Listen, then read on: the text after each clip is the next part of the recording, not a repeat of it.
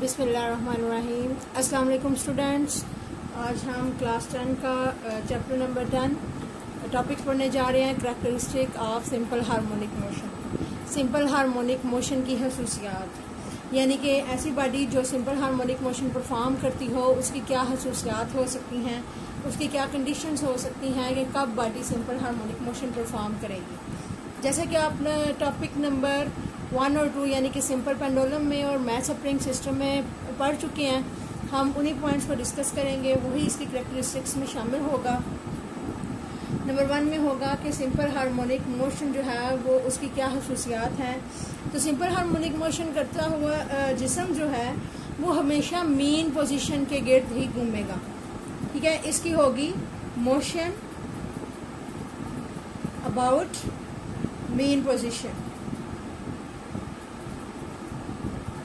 हमेशा simple harmonic motion करते हुए जिस्म की जो हरकत होती है वो अपनी वस्ती पोजीशन के गिर्द ही होती है। ये अगर इसकी वस्ती पोजीशन है तो इसने या इधर जाना है या इधर जाना है, तो ये हमेशा अपनी वस्ती पोजीशन के इर्द गिर्द ही हरकत करता है। नंबर 2 पे इसकी खसूसियत क्या होगी कि इसके एक्सेलरेशन जो है ना उसकी डायरेक्शन हमेशा मीन पोजीशन की तरफ होती है। एक्सेलरेशन टूवर्ड्स मीन पोजीशन, यानी कि जब भी बॉडी मूव करती है, ठीक है, तो इसमें जो एक्सेलरेशन पैदा होता है, बॉडी के ऊपर फोर्स कब लगेगी, वस्ती पोजीशन पर फोर्स 0 है। जब हम बॉडी को इस पोजीशन पर लेके जाएंगे तो फोर्स अमल करेगी, उस फोर्स की वजह से जो है वो एक्सेलरेशन पैदा होगा। तो एक्सेलरेशन की डायरेक्शन हमेशा किस तरफ होगी, मीन पोजीशन की तरफ। नंबर 3 इसकी करैक्टरिस्टिक आती है जी, एक्सेलरेशन की मिकदार जो होती है वो हमेशा वस्ती पोजीशन से डायरेक्टली प्रोपोर्शनल होती है, डिस्प्लेसमेंट के डायरेक्टली प्रोपोर्शनल होती है। यानी कि acceleration directly proportional to displacement from mean position, यानी कि वस्ती पोजीशन पर at mean position acceleration is 0. At extreme position acceleration is maximum। जैसे कि अभी हमने बात की है कि फोर्स मैक्सिमम है तो एक्सेलरेशन भी मैक्सिमम होगी। ठीक है, और इसी तरह जो है वो मीन पर आके 0 हो जाएगी, दोबारा जब इस पोजीशन पर इंतहाई पोजीशन पर जाएगी अगेन बढ़ जाएगी। और लास्ट वन और इसकी फोर्थ जो करैक्टरिस्टिक है वो है कि वस्ती पोजीशन पर, यानी कि एट मीन पोजीशन पर इसकी जो वेलोसिटी है बॉडी की वो क्या होगी, 0 होगी। जबकि मीन पोजीशन पर इसकी वेलोसिटी जो है वो मैक्सिमम होगी, और एट एक्सट्रीम पोजीशन इसकी जो वेलोसिटी है वो हो जाएगी 0। तो ये जो है वो एक्सेलरेशन के उल्ट होगा। बॉडी जब अपनी मीन पोजीशन की तरफ मूव करती है तो बहुत तेज़ी के साथ मूव करती है, क्योंकि पहले बॉडी इधर थी, हमने इसको खींच के इधर लाया, तो वो तेज़ी से अपनी मीन पोजीशन की तरफ हरकत करेगी। तो उसकी वेलोसिटी, उसकी स्पीड जो है वो वस्ती पोजीशन की तरफ बढ़ जाएगी, और जब यहाँ से वो इस मुकाम पर या इस मुकाम पर पहुँचती है अपनी इंतहाई पोजीशन पर तो उसकी वेलोसिटी कम होती है, और कम होते होते जो है वो 0 हो जाती है। ये 4 करैक्टरिस्टिक थी जी सिंपल हार्मोनिक मोशन की, कि जो body simple harmonic motion perform करती है उसकी क्या खसूसियात हैं। नेक्स्ट हमारा जो टॉपिक है, कुछ हम फिजिक्स में इम्पॉर्टेंट टर्मिनोलॉजीज पढ़ेंगे। टर्मिनोलॉजी में फर्स्ट नंबर टर्म है वाइब्रेशन। वाइब्रेशन क्या होती है, कोई जिस्म कब वाइब्रेट करता है। वाइब्रेशन असल में किसी बॉडी में कह लें कि डिस्टरबेंस की वजह से होती है। यानी कि पहले बॉडी देखें, ये पेंडुलम है, ये मीन पोजीशन पर था, इसको हमने थोड़ा सा डिस्टर्ब किया, इसको थोड़ा सा हमने हिलाया तो इसमें वेव्स पैदा होना शुरू हो गई, या फिर ये ऑसिलेट करना शुरू हो गया, ये कहने कि ये वाइब्रेट करना शुरू हो गया। तो वाइब्रेशन असल में क्या होती है, किसी भी बॉडी की बैक एंड फोर्थ मोशन होती है, back and fourth motion of a periodic body, periodic back and fourth motion of a particle, या कह लें कि किसी भी बॉडी के पार्ट ऑफ इलास्टिक बॉडी और medium, commonly resulting when almost any physical system is displaced from its equilibrium position। कि पहले बॉडी इक्विलिब्रियम पोजीशन पर थी, तो हमने जैसे ही इसको थोड़ा सा अपनी जगह से डिस्प्लेस किया तो इसकी बैक एंड फोर्थ मोशन जो है वो स्टार्ट होगी। तो इस तरह से ये बॉडी वाइब्रेट करना शुरू होगी। इसी तरह अगर हम बात करें कि एक जो है वो किसी भी बर्तन में पानी है, उस पानी में हम डिस्टर्बेंस पैदा करते हैं तो उसमें भी ऑसिलेशंस पैदा होंगी या वाइब्रेशंस पैदा होंगी। तो हम वेव्स को या वाइब्रेशंस को कुछ इस तरह से शो करते हैं। ये क्या है जी? ये वेव्स हैं। ये है मीन पोजीशन।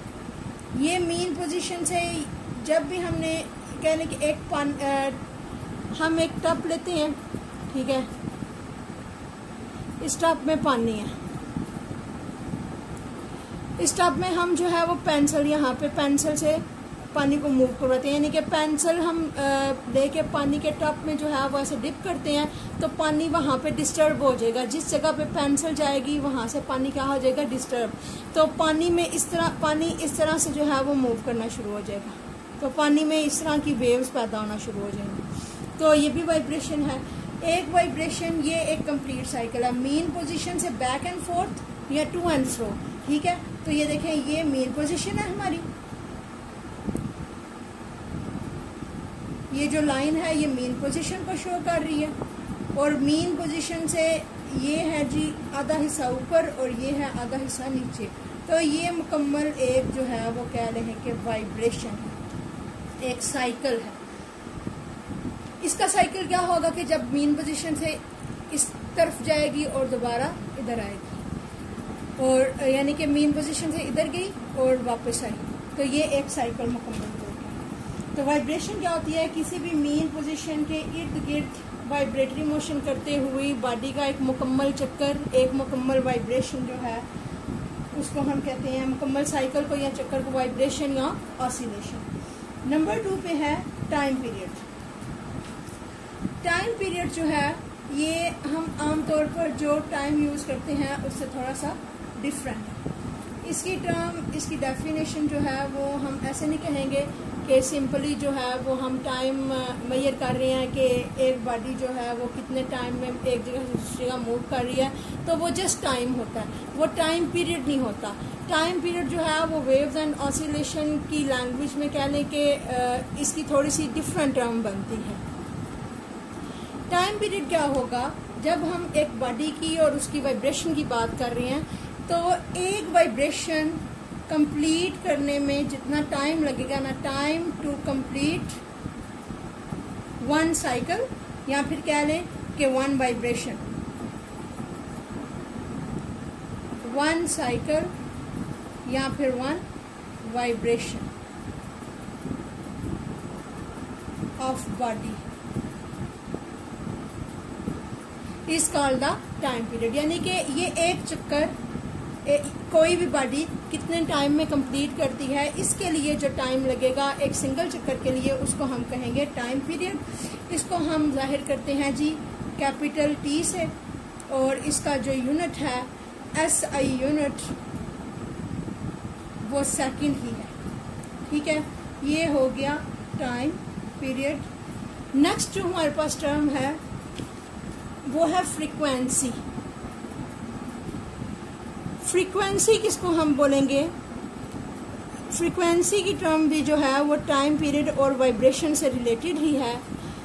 फ्रीक्वेंसी का मतलब होता है कि किसी भी पॉइंट के गिर्द वाइब्रेटरी मोशन करते हुए जिस्म की एक सेकंड में जितनी वाइब्रेशंस की तादाद होती है, यानी कि ये पेंडुलम अगर मूव कर रहा है, ऑसिलेट कर रहा है, तो एक सेकंड में ये पेंडुलम अपनी मीन पोजीशन से दाएं और बाएं कितने चक्कर मुकम्मल करेगा।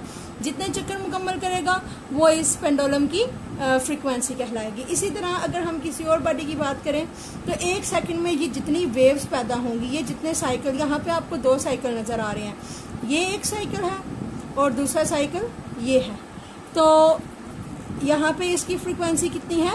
2। तो फ्रीक्वेंसी क्या है? Number of cycles in 1 second. 1 second में किसी बॉडी ने कितने साइकिल कंप्लीट किए उसको हम कहते हैं फ्रीक्वेंसी, और इसका SI यूनिट है फ्रीक्वेंसी का हर्ट्स। इसको HZ से जाहिर करते हैं, हर्ट्स।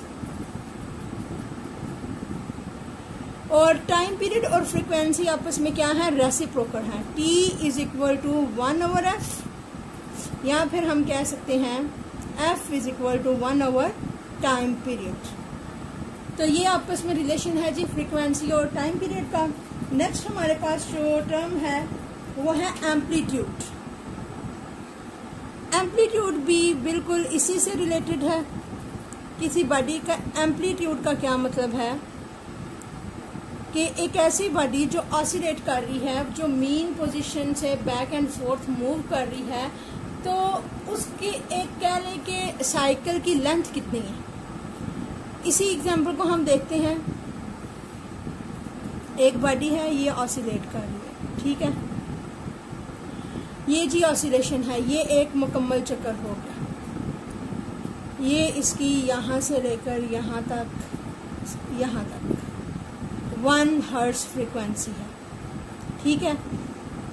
तो देखिए मेन पोजीशन से ज़्यादा ये कहाँ तक जा सका है। इसकी एक्सट्रीम पोजीशन ये वाला पॉइंट है, यहाँ से दोबारा वो वापस आना शुरू हो गया, यहाँ से जा रहा है जी और यहाँ पे पहुँचा और दोबारा मेन पोजीशन की तरफ आ गया। इसी तरह नीचे जो आपकी मेन पोजीशन का लोअर साइकिल है, हाफ साइकिल जो लोअर पोजीशन पे आता है, वो भी देखें मेन पोजीशन से नीचे की तरफ बढ़ना शुरू हुआ और मैक्सिमम यहाँ तक डिस्टेंस तय किया उसने और दोबारा वो मेन पोजीशन की तरफ चला गया। तो मेन पोजीशन से इस साइकिल का जो मैक्सिमम डिस्प्लेसमेंट होता है ना, ये डिस्प्लेसमेंट, इसको हम कहते हैं एम्पलीट्यूड। तो एम्पलीट्यूड की हम डेफिनेशन कैसे करेंगे कि किसी भी बॉडी, कोई भी बॉडी जो मेन पोजीशन के गिर्द या किसी पॉइंट के गिर्द जो है वो मूव कर रही है, तो उस मेन पोजीशन से ज़्यादा डिस्प्लेसमेंट वो कहाँ तक जो है वो साइकिल लेके जाती है, कहाँ तक मूव करती है, उसको हम कहते हैं एम्पलीट्यूड, ठीक है। ये हम कहेंगे maximum displacement of body from main position.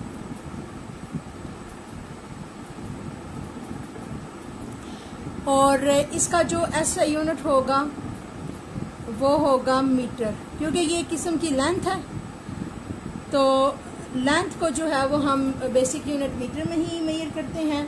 ये जी थी आज का हमारा topic, characteristic of simple harmonic motion and some important terms related to simple harmonic motion. इनका हमारे लिए समझना बहुत ज़्यादा ज़रूरी है, क्योंकि इस चैप्टर में हम आगे न्यूमेरिकल करेंगे और कुछ और टर्म्स वेव्स को डिस्कस करेंगे, वेव्स की टाइप को डिस्कस करेंगे। तो उसके लिए वाइब्रेशन, टाइम पीरियड, फ्रीक्वेंसी और एम्पलीट्यूड का हमारे लिए समझना बहुत ज़रूरी है। आज का ये था हमारा टॉपिक, वाइंड अप हो गया। अल्लाह हाफिज़।